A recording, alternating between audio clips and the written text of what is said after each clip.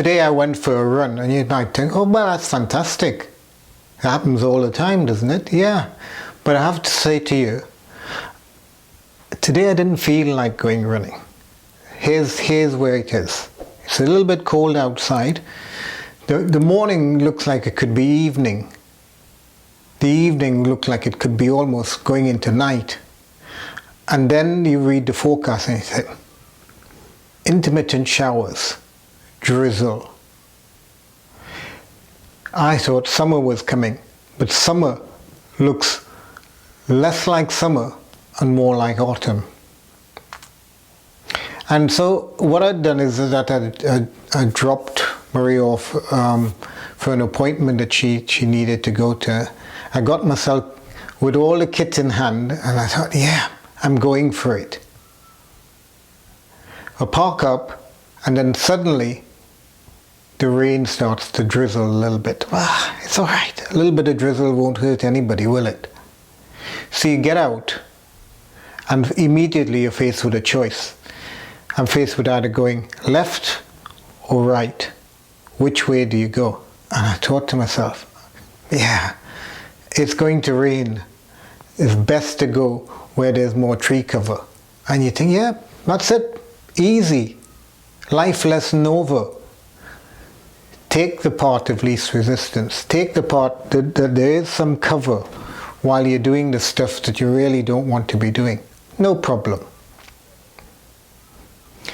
2 minutes down this track, 2 minutes down this wet, muddy, slippery track, my head is now soaked because the trees are now a bit more soaked, and you're thinking, well, I know what I'll do. I'll run back up to the car and wait on it to stop.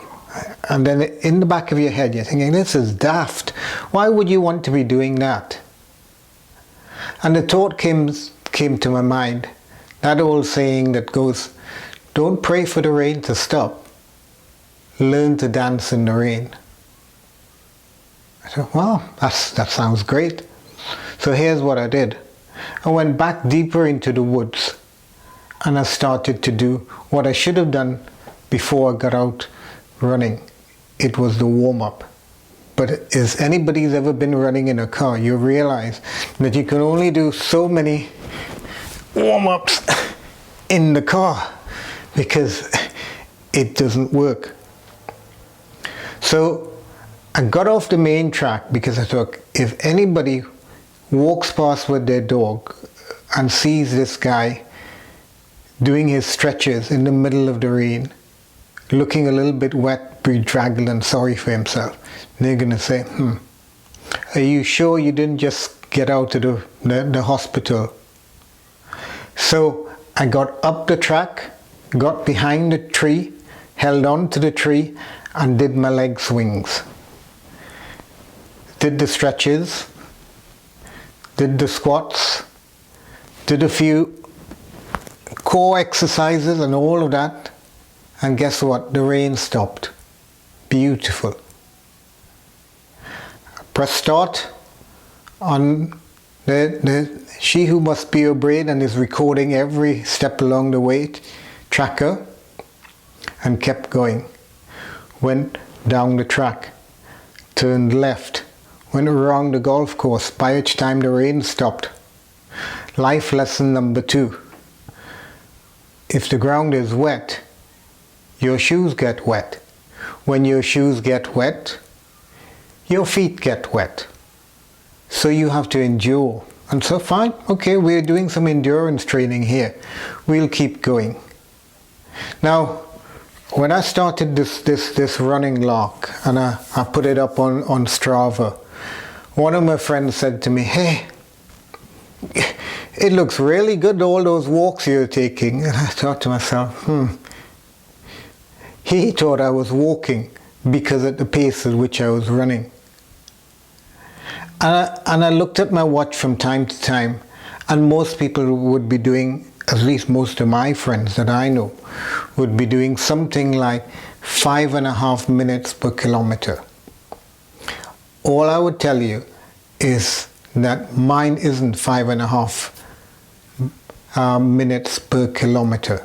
It is closer to 7, 8, 8.5 minutes per kilometer, and some people can walk at that pace.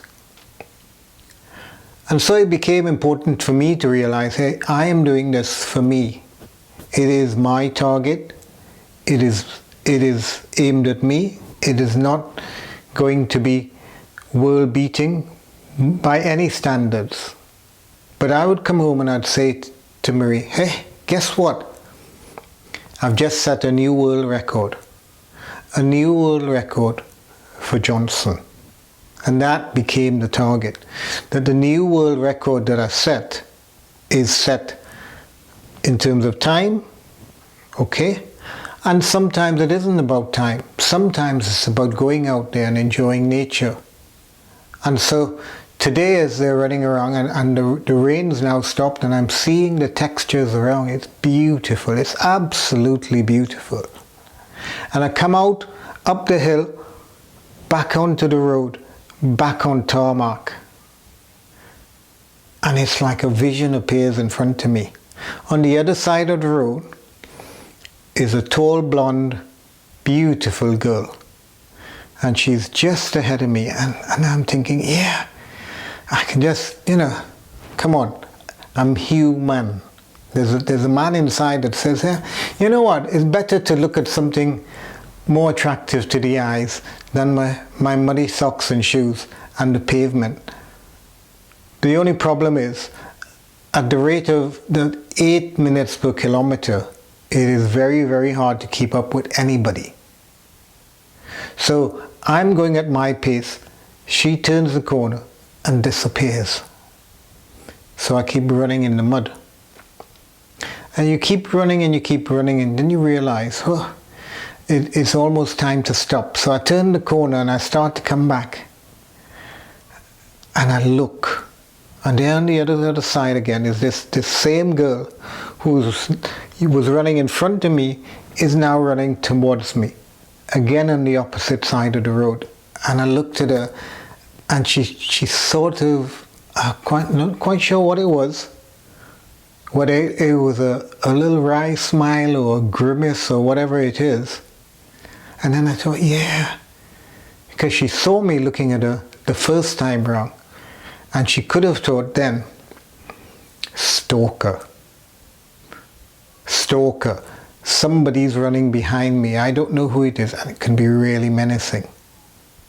And then when I looked at her the second time, I could read her mind. And she said, yeah, not a stalker. That short, slightly older, more mature guy, was never ever going to catch me. And she just carried on. And at the end of my run, what happened was this, that it's one of my slower paced excursions. But the end of the day, when I put it up on Strava, and if you want to see it, it will be there, that the lesson that I learned was, hey, we can dance in the rain. But dancing in the rain isn't about keeping on what you planned to do. Because I had planned to go down the right track. I ended up going down the right track and then stopping and doing something totally unplanned. So dancing in the rain is about adapting to the circumstances. It's about holding on to a bigger goal with smaller steps along the way, which are flexible. So at the end of the day, my musing today is about the little lessons I learned about dancing in the rain.